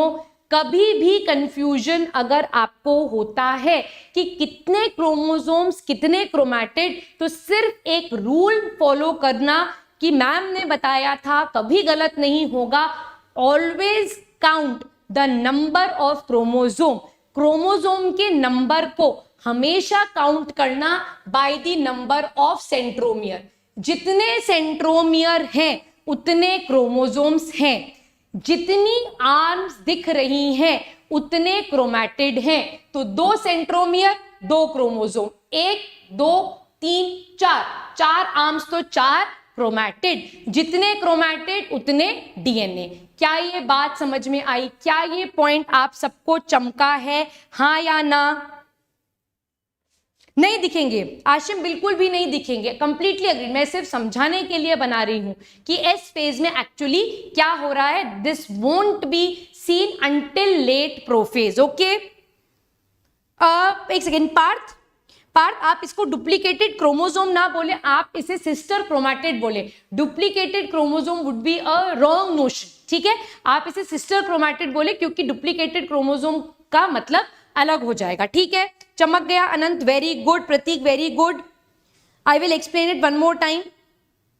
ओके, पार्थ ने क्या बोला? Sister chromatid exchange is the process whereby during DNA replication 2 sister chromatids break and rejoin physically exchanging. No no no no no no no no Parth, यहां पर ऐसा नहीं होगा।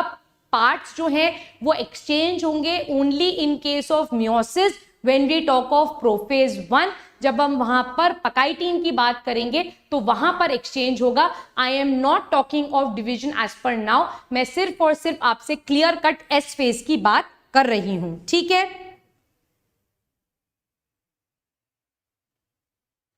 आशिम मेरी बात सुनो, चमक गया, वेरी गुड। अवनी चमक गया। आशिम मेरी बात सुनो, आपको ये ऐसा यहां नहीं दिखेगा, नहीं दिखेगा ना? आपको ऐसा कहां दिखेगा क्लियरली? जाके आपको मेटाफेज के अंदर ये चीज क्लियरली दिखेगी।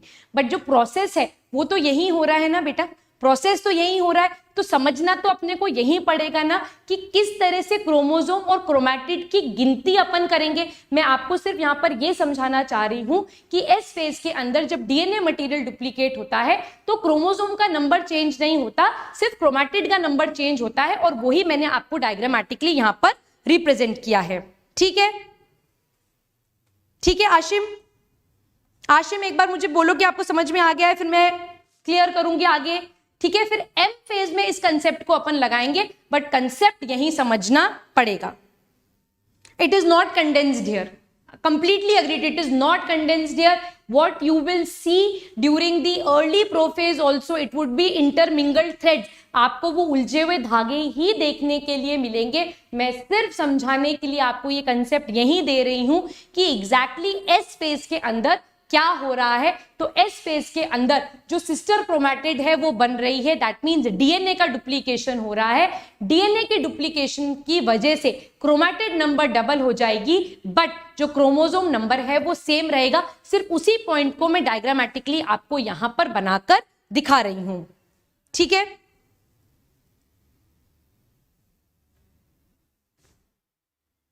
मैम बस सिंपली काउंट कर रहे हैं बेटा। जब आप सेल डिवीजन करोगे ना, जब सेल का डिवीजन होगा, देखो ये किसका डाउट आया है मेरे पास, आशिम का। आशिम यहां देखो, हैप्लॉइड डिप्लॉइड की बात अगर अपन छोड़े, यहां देखो, ध्यान से देखो, this is a cell with 2 chromosomes, right?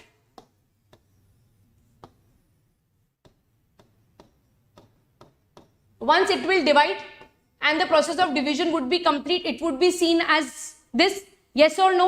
That means ये क्रोमोसोम बराबर जब 2 डॉटर सेल्स के अंदर जा रहे हैं, दैट मीन्स अगर किसी चीज को मुझे 2 बच्चों में इक्वली बांटनी होगी, जैसे 2 बच्चे कौन से हुए मेरे, प्रतीक हो गया और एक आशिम आप हो गए, है ना? मुझे अगर कोई एक चीज को बराबर 2 बच्चों में बांटना होगा तो मुझे इसकी फोटोकॉपी करवानी पड़ेगी कि नहीं करवानी पड़ेगी? करवानी पड़ेगी ना। So whether it is haploid और इट इज डिप्लॉइड और इट इज व्हाटएवर, कुछ भी सिचुएशन होगी तो मुझे उस चीज को पहले डबल करना पड़ेगा ना। तो डबल करने के लिए मैं क्या करूंगी, यहां पर इसका एक और कॉपी बनाऊंगी, जैसे ही ये कॉपी हुआ, जैसे ही ये 2 से 4 हुए, ये इक्वली 2 सेल्स के अंदर डिवाइड हो जाएंगे। तो एस फेज के अंदर क्या होता है, डीएनए का डुप्लीकेशन होता है, बट क्रोमोसोम का नंबर सेम रहता है। एग्जैक्टली मैंने आपको ये यहां रिप्रेजेंट करके बता दिया। हैप्लॉइड और डिप्लॉइड के ऊपर मैं जोर इसीलिए डाल रही हूं क्योंकि बच्चे जब कैलकुलेशन करते हैं तो वहां पर वो सारी चीजों को डिप्लॉइड लेकर ही चलते हैं, इसीलिए कैलकुलेशन में मिस्टेक होती है। वो हमेशा ये मान के चलते हैं कि हर सेल के अंदर 2C ही प्रेजेंट होगा। वो ये भूल जाते हैं कि अगर हैप्लॉइड है तो वहां पर C वाला कंसेप्ट भी लगेगा। ठीक है,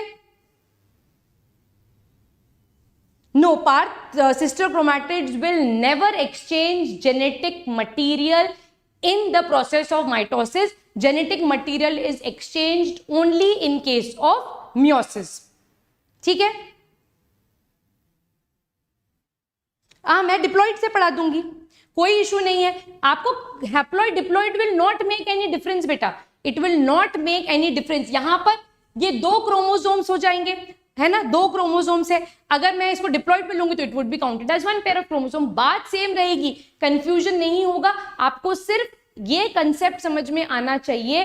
कंसेप्ट ये है कि अगर मैं एक क्रोमोसोम की बात करूंगी, a single chromosome, so that single chromosome will have 1 chromatid. If I talk of 2 chromosomes, then it will have 2 chromatid. So that is what the difference is. और आपको जो चीज याद रखनी है कि आपको क्रोमोसोम नंबर को काउंट करना है by the number of centromere और क्रोमैटिड को काउंट करना है by the number of arms that are present. ठीक है, ठीक है, समझ में आ गया दिव्यान? अवनी, एक और कहां गया वो student? Ashim, is it clear to you? Ketki, haploid का मतलब है a cell which has unpaired chromosomes is called as haploid. A cell which has diploid chromosomes, a cell which has paired chromosome is called as diploid. ठीक है, चमक गया concept, very good. चलिए, बहुत अच्छी बात है। तो एस फेज के अंदर क्या हो रहा है? एस फेज के अंदर डीएनए मटेरियल डुप्लीकेट कर रहा है। 2C जो है वो 4C हो गया, 2N 2NE रहा। दैट मीन्स डीएनए मटेरियल जो है वो डबल हो गया है, पर जो क्रोमोसोम का नंबर है वो वहां पर सेम ही है। क्लियर? ठीक है, पीडीएफ में भेज दूंगी Avni, don't worry about it. DNA का एक्सचेंज, क्या डाउट है ये? 1 सेकेंड। डीएनए का एक्सचेंज मियोसिस में होगा, मियोसिस के प्रोफेज 1 के पकाइटीन में होगा। यहां पर इस स्टेज पर क्योंकि अपन सिर्फ इंटरफेस पढ़ रहे हैं तो यहां पर डीएनए का कोई एक्सचेंज नहीं होगा, only DNA is synthesized, therefore it is called as the S phase. ठीक है,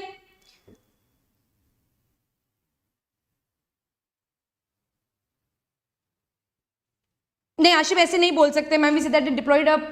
बेटा वो तो एक क्रोमोसोम को आप ले लो, एक इंडिविजुअल को आप अगर डिप्लॉइड भी है उसको भी अगर एक अलग अलग क्रोमोसोम लेकर चलोगे तो वो हैप्लॉइड की कैलकुलेशन से ही आएगा। तो आप उस पार्ट पे कंफ्यूज मत हो। यहां पर जो 2C को 4C कर रखा है ना बेटा, और 2N को 2N ही रखा है क्योंकि ये एक डिप्लॉइड कंडीशन को लेकर चल रहे हैं।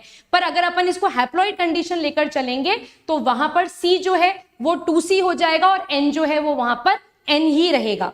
ठीक है, clear? Clear? And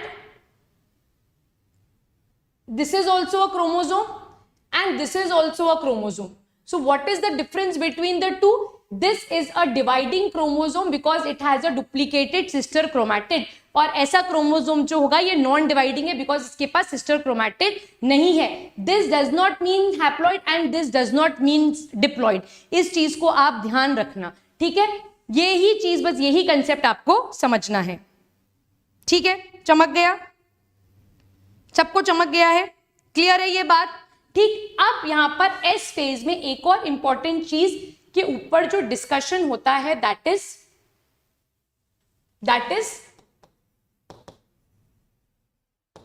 histone protein is histone protein is synthesized here. अब अलग अलग बुक्स में अलग अलग चीजें लिखी हुई हैं। Ashim finally understood, okay, very good.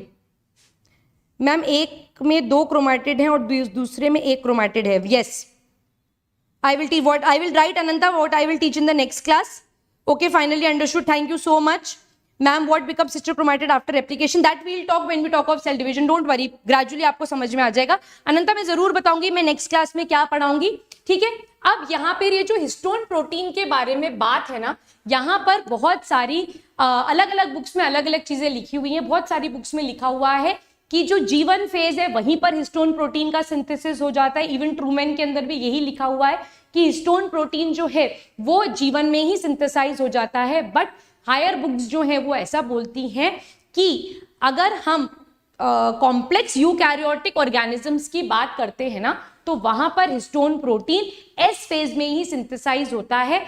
Where as जो लोअर यूकैरियोटिक ऑर्गेनिजम्स हैं, जो सिंपल यूकैरियोटिक ऑर्गेनिजम्स हैं, उनका 50% हिस्टोन जो है वो जीवन में होता है और 50% जो है वो एस फेज में होता है. बट जितने कॉम्प्लेक्स यूकैरियोटिक एनिमल्स हैं उनके केस में, या जितने भी कॉम्प्लेक्स यूकैरियोटिक ऑर्गेनिजम्स हैं, उनका हिस्टोन प्रोटीन जो है वो एस फेज में ही सिंथेसाइज होता है. ठीक है,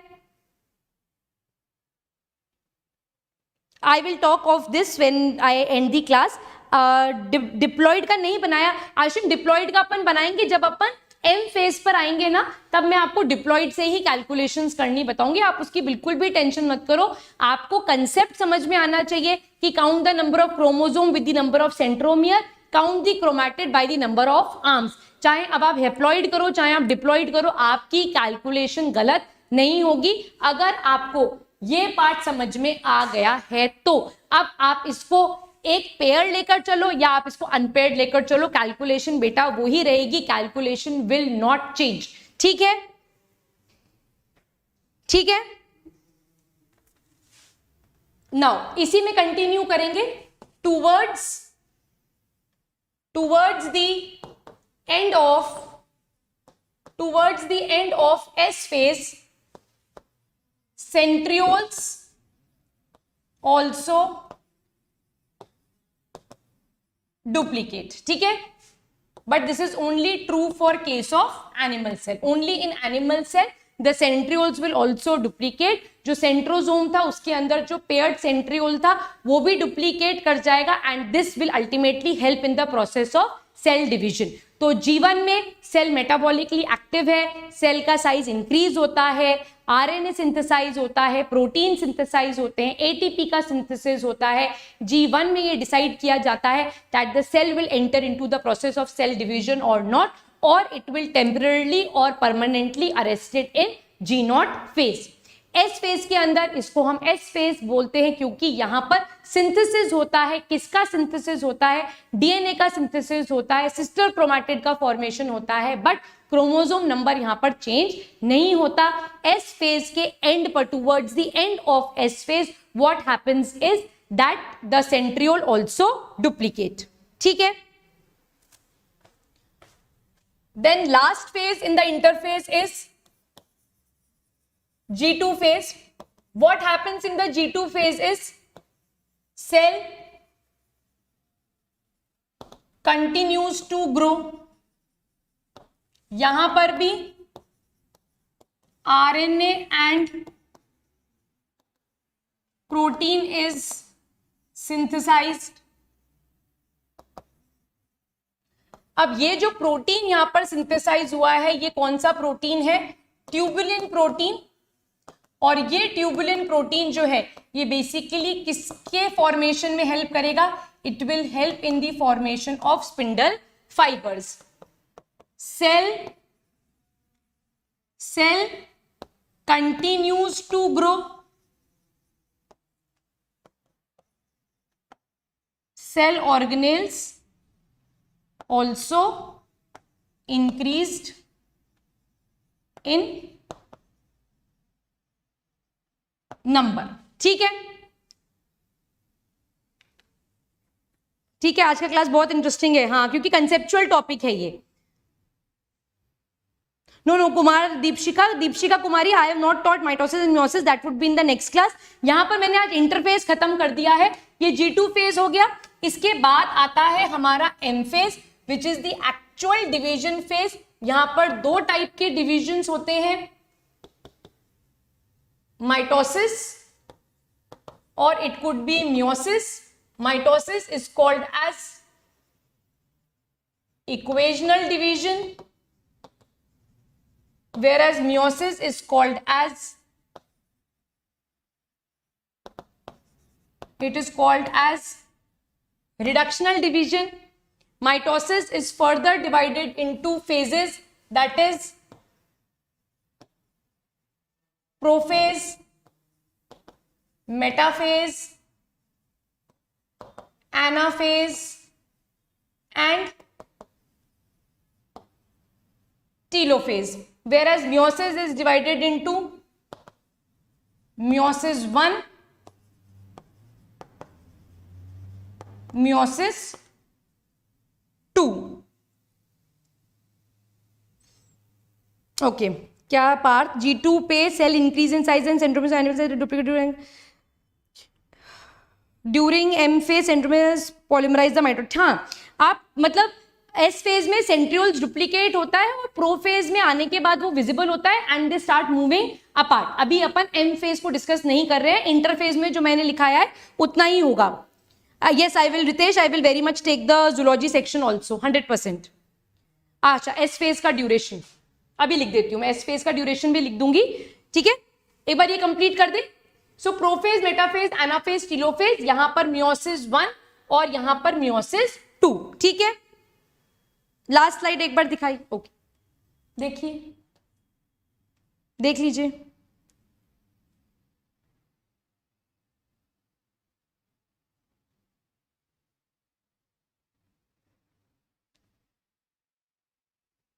डन.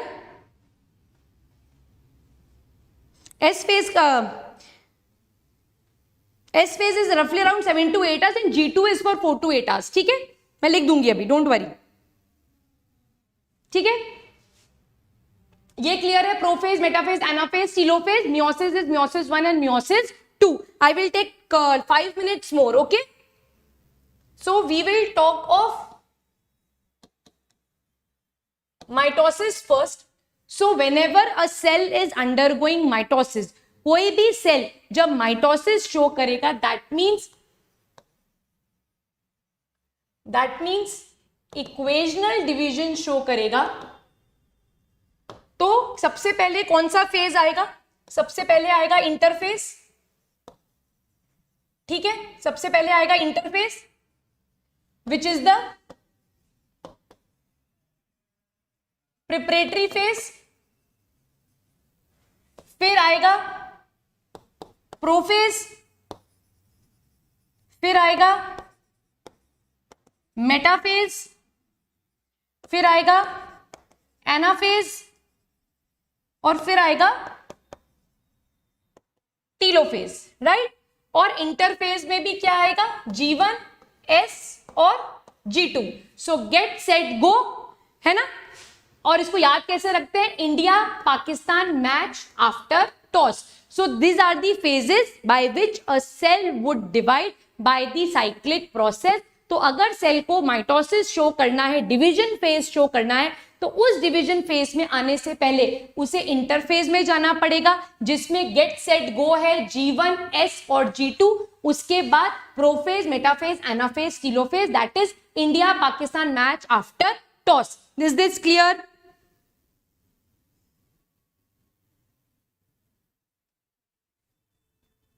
हाँ Ashim, I will definitely plan. India जीतेगा, बिल्कुल इंडिया जीतेगा, है ना. मैं प्लान करूंगी कि क्लासेस की फ्रीक्वेंसी में कैसे बढ़ाऊं, ड्यूरेशन कैसे बढ़ाऊं, ये आप मेरे पे छोड़ दो.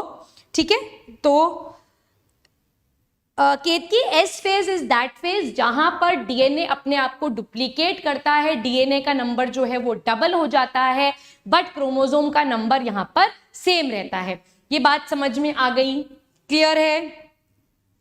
क्लियर. अब बस लास्ट एक चीज और मुझे पढ़ानी है, उसके बाद में क्लास एंड करूंगी. मेरे को 2 टर्म्स आपको समझाने हैं, कैरियोकाइनेसिस एंड साइटोकाइनेसिस.